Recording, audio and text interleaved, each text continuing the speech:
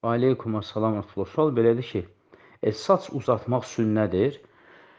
Ümumiyyətlə, konkret olaraq sələf alimləri saçın uzadılmasının sünnət olunmasını bildirməyiblər.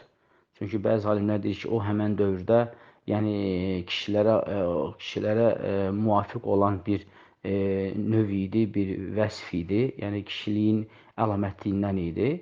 Ona görə yəni o dövrdə kişilər o cür geyinirdi, eləyirdi. Ona görə inşallah ki, o sünnət salimdir, yəni adətdən salir.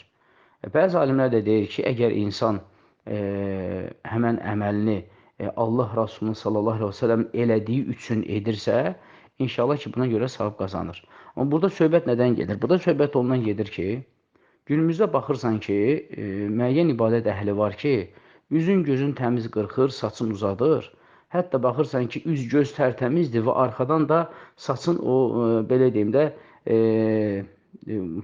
indiki hal-hazırdakı bu son bu 2 ilin dəbi ki var, yəni saçını 2-3 mərtəbə rezinlə rezinlə yığırlar.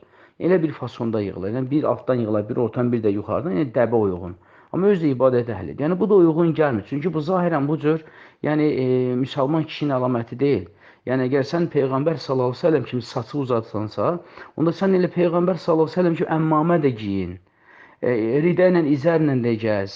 Əba geyin əynivə. Yəni qoy bütün sənin vəsfin Peyğəmbər sallallahu əleyhi və səlləm oxşasın.